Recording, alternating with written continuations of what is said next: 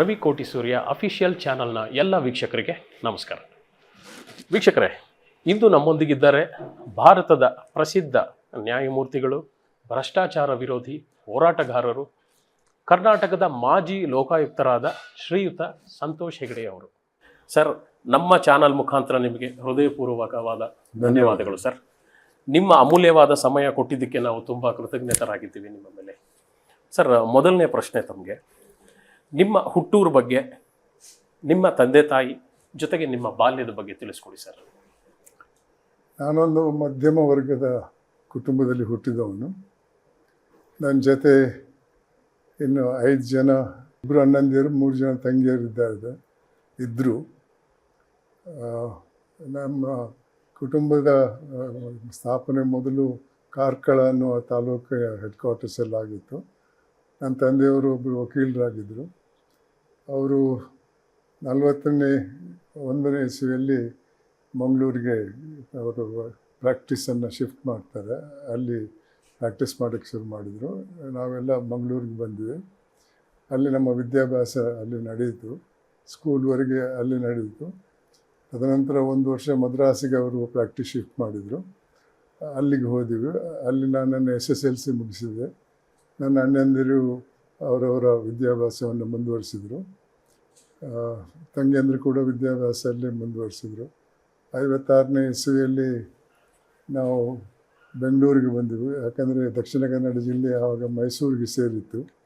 ಅದರಿಂದಾಗಿ ನನ್ನ ತಂದೆಯವರ ಪ್ರಾಕ್ಟೀಸ್ ಕರ್ನಾಟಕ ಹೈಕೋರ್ಟಲ್ಲಿ ಆಗಿತ್ತು. ಆವಾಗ ಮೈಸೂರು ಹೈಕೋರ್ಟ್ ಆಗಿತ್ತು. ಬೆಂಗಳೂರಿಗೆ ಬಂದ್ವಿ 56ನೇ ಇಸವಿಯಲ್ಲಿ. ನಾನು ಸೆಂಟ್ ಜೋಸೆಫ್ಸ್ ಕಾಲೇಜಲ್ಲಿ 2 ಇಯರ್ ಇಂಟರ್ಮೀಡಿಯೇಟ್ ಮಾಡಿದೆ. ಅಲ್ಲಿ ಇಂಟರ್ಮೀಡಿಯೇಟ್ ಮುಗಿಸ್ಬಿಟ್ಟು ಮತ್ತೆ ಮೆಡಿಕಲ್ ಕಾಲೇಜಿಗೆ ಹೋಗಬೇಕನ್ನೋ ಒಂದು ಆಸೆ ನನ್ನ ತಾಯಿಯಲ್ಲಿತ್ತು. ಅದರಿಂದಾಗಿ 2 ವರ್ಷ ಇಂಟರ್ಮೀಡಿಯೇಟ್ ಮುಗಿಸಿದ ಮೇಲೆ ಮೆಡಿಕಲ್ ಸೀಟಿಗೆ ಟ್ರೈ ಮಾಡಿದೆ, ಸಿಗಲಿಲ್ಲ.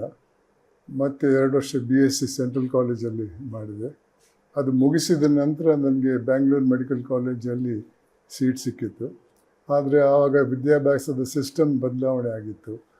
ಹಿಂದೆ SSLC ಆದಮೇಲೆ 2 ವರ್ಷ ಇಂಟರ್ಮೀಡಿಯೇಟ್ ಅಂತ ಇತ್ತು. ಇಂಟರ್ಮೀಡಿಯೇಟ್ ಮುಗಿಸಿದವರು ಪ್ರೊಫೆಷನಲ್ ಕಾಲೇಜಿಗೆ ಆ ಹಂತದಲ್ಲಿ ಹೋಗ್ಬೋದಿತ್ತು.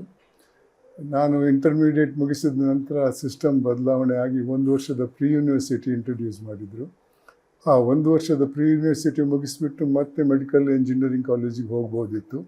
ಆದರೆ ಕಾಲೇಜಿಗೆ ಹೋಗುವುದರಿಂದ ಮೊದಲು 1 ವರ್ಷ ಪ್ರೀ ಪ್ರೊಫೆಷನಲ್ ಕೋರ್ಸ್ ಅಂತ ಇತ್ತು.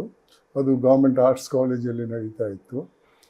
ನಾನು BSc ಮುಗಿಸಿದ ನಂತರ ನನಗೆ ಬೆಂಗಳೂರು ಮೆಡಿಕಲ್ ಕಾಲೇಜಲ್ಲಿ ಸೀಟ್ ಸಿಕ್ತು. ಆದರೆ ಆ 1 ವರ್ಷ ಪ್ರೀ ಪ್ರೊಫೆಷನಲ್ ಕೋರ್ಸ್ ಮಾಡಬೇಕಾಗಿತ್ತು. ನಾನು SSLC ಮುಗಿಸಿದಾಗ ನನಗೆ 16 ವರ್ಷ ಆಗಿತ್ತು. 2 ವರ್ಷ ಇಂಟರ್ಮೀಡಿಯೇಟ್ ಮುಗಿಸಿದಾಗ 18 ವರ್ಷ ಆಗಿತ್ತು. ಆಮೇಲೆ 2 ವರ್ಷ BSc ಮುಗಿಸಿದಾಗ 20 ವರ್ಷ ಆಗಿತ್ತು. ನಾನು ಮೆಡಿಕಲ್ ಕಾಲೇಜ್ ಪ್ರೀ ಪ್ರೊಫೆಷನಲ್ ಕೋರ್ಸ್ಗೆ ಸೇರಿದಾಗ ಅಲ್ಲಿ ಬಂದ ಮಕ್ಕಳು ಏಜು 16 ವರ್ಷ, 15 ವರ್ಷ, 16 ವರ್ಷದಲ್ಲಿತ್ತು. ಅದು ನನಗೇನು ಸರಿ ಕಾಣಿಸ್ಲಿಲ್ಲ. ನನಗೆ 20 ವರ್ಷ, ಅವರಿಗೆ ಅಷ್ಟೇ ವರ್ಷ, ಭಾಳ ಚಿಕ್ಕಂದಿರ ಕಾಣಿಸಿದ್ರು ನನಗೆ. ನಾನು 1-2 ತಿಂಗಳಲ್ಲಿ ನನ್ನ ಪೋಷಕರಿಗೆ ಹೇಳಿದೆ, ಇಲ್ಲ, ನಾನು ಮೆಡಿಕಲ್ ಮಾಡಿದರೆ ಮತ್ತೆ ಇನ್ನೊಂದು 1 ವರ್ಷ ಪ್ರೀ ಪ್ರೊಫೆಷನಲ್ ಕೋರ್ಸ್ ಮಾಡಬೇಕು, ಮತ್ತು 5 ವರ್ಷ ಮೆಡಿಕಲ್ ಕೋರ್ಸ್ ಮಾಡಬೇಕು, ಮತ್ತು MD MBBS ಇದು ಡಿಗ್ರಿ MS ಎಲ್ಲ ಮಾಡಬೇಕಾಗಿತ್ತು. ಅದರಿಂದ ಭಾಳ ವರ್ಷ ಆಗ್ತದೆ, ನನಗೆ ಇದು ಆಗಲ್ಲ ಅಂತ ಹೇಳಿದೆ. ಆಗ ನನ್ನ ತಂದೆಯವರು ಹೇಳಿದ್ರು, ನೀನು BSc ಮುಗಿಸಿದ್ದೀಯಲ್ಲ, ಲಾ ಮಾಡು. ಆವಾಗ ಲಾ ಪಾರ್ಟ್ ಟೈಮ್ ಪ್ರೊಫೆಷನ್ ಆಗಿದ್ದು, ಎಜುಕೇಷನಲ್ ಕೋರ್ಸು. ಗೌರ್ಮೆಂಟ್ ಲಾ ಕಾಲೇಜಲ್ಲಿ ಸೀಟ್ ಸಿಕ್ಕಿತ್ತು. 2 ವರ್ಷ ಲಾ ಮಾಡಿದೆ. ಲಾ ಮಾಡಿಬಿಟ್ಟು ಮತ್ತೆ ಲಾ ಮುಗಿಸಿದ ನಂತರ ನನ್ನ ಪ್ರೊಫೆಸರ್ ಒಬ್ಬರು ಪ್ರಾಕ್ಟೀಸ್ ಮಾಡ್ತಾಯಿದ್ರು. ಅವರ ಆಫೀಸ್ಗೆ ಜೂನಿಯರ್ ಆಗಿ ಸೇರಿದೆ 65ನೇ ಇಸವಿಯಲ್ಲಿ. ಮತ್ತು ಅವ್ರ ಜೊತೆ 70ನೇ ಇಸವಿವರೆಗೆ ಅವರ ಆಫೀಸಲ್ಲೇ ಇದ್ದೆ. 70ನೇ ಇಸವಿಯಲ್ಲಿ ಅವರು ಹೈಕೋರ್ಟ್ ಜಡ್ಜ್ ಆಗ್ತಾರೆ. ಆ ಆಫೀಸನ್ನು ನನಗೆ ಕೊಟ್ಟರು ಅವರು. ನಾನು ಅದನ್ನು ಮುಂದುವರಿಸ್ಕೊಂಡು ಹೋದೆ. ತದನಂತರ ಎಮರ್ಜೆನ್ಸಿ ಬಂತು. ಎಮರ್ಜೆನ್ಸಿಯಲ್ಲಿ ಅಂದಿನ ಡಿಟೈನೀಸ್ ಪರವಾಗಿ ವಾದ ಮಾಡಿದೆ.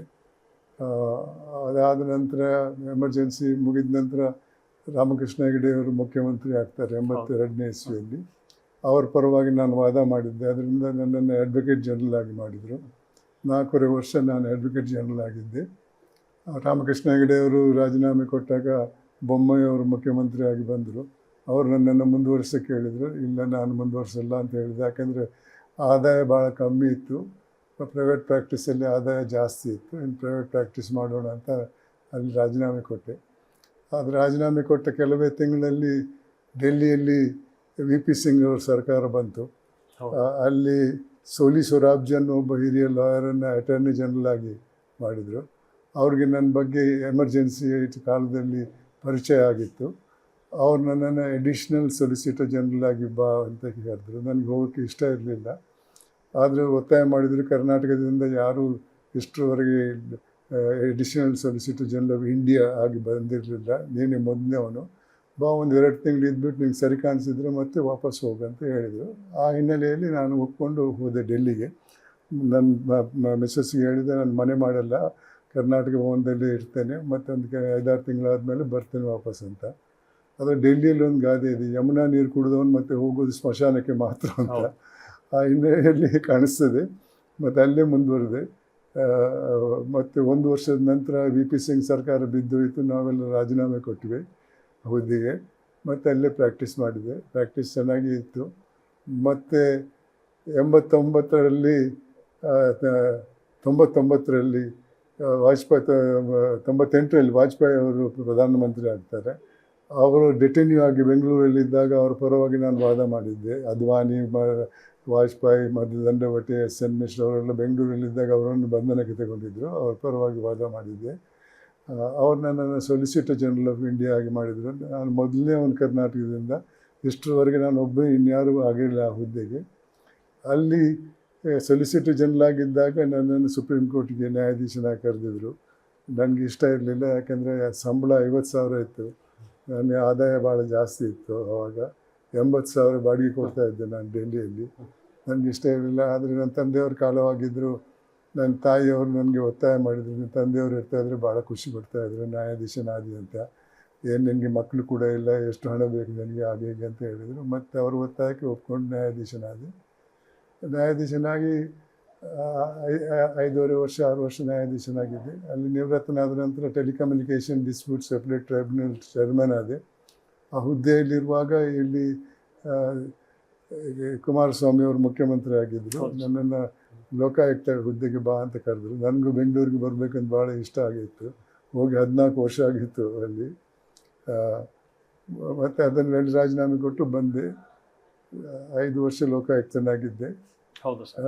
ನಿವೃತ್ತನಾದ ನಂತರ ಆರ್ಬಿಟ್ರೇಷನ್ ಮಾಡಿದೆ. ಭಾಳಷ್ಟು ಆದಾಯ ಇತ್ತು ಆರ್ಬಿಟ್ರೇಷನ್. 2023ರಲ್ಲಿ ಆರ್ಬಿಟ್ರೇಷನ್ ನಿಲ್ಲಿಸಿದೆ. ಸಾಕು, ನನಗೆ ಇನ್ನೇನು ಬೇಡ ಆದಾಯ ಅಂತಂದರೆ ಭಾಳಷ್ಟು ಹಣ ಮಾಡಿದ್ದೇನೆ ನಾನು ಆರ್ಬಿಟ್ರೇಷನಲ್ಲಿ. ರಾಜಕೀಯದಿಂದ ಭಾಳ ಆಹ್ವಾನಗಳು ಬಂದಿದ್ದವು. ಆದರೆ ರಾಜಕೀಯಕ್ಕೆ ನಾನು ಸೇರಲಿಲ್ಲ. ಆ ಪಾರ್ಟಿಯವರು ನನ್ನ ಜೊತೆಗೆ ಪ್ರೊಟೆಸ್ಟಲ್ಲಿದ್ದರು ಇಲ್ಲಿ. ಅವರು ಪಾರ್ಟಿ ಮಾಡಿದಾಗ ನನ್ನನ್ನು ಕರೆದ್ರು, ನಾನು ಬರೋಲ್ಲ ಅಂತ ಹೇಳಿದೆ. ತದನಂತರ ನಿಮ್ಗೆ ಗೊತ್ತಿದ್ದ ವಿಚಾರ, ನಿವೃತ್ತನಾಗಿ ಇವಾಗ ಬೆಂಗಳೂರಲ್ಲಿ ಇದ್ದೇನೆ. ಶಾಲಾ ಕಾಲೇಜಿಗೆ ಹೋಗ್ತಾ ಇರ್ತೇನೆ. ನನ್ನ ಲೋಕಾಯುಕ್ತದ ಅನುಭವಗಳನ್ನು ಮಕ್ಕಳ ಜೊತೆ ಹಂಚ್ಕೊಳ್ತಾ ಇದ್ದೇನೆ. ಇವಾಗ ಕೆಲವು ಸಮಯದಿಂದ ಅನಾರೋಗ್ಯದಿಂದ ಹೋಗ್ತಾ ಇಲ್ಲ. ಅದಕ್ಕೆ ಕೆಲವು ತಿಂಗಳು ಬಿಟ್ಟು ಹೋಗ್ಬೋದು ಅಂತ ಕಾಣಿಸ್ತದೆ.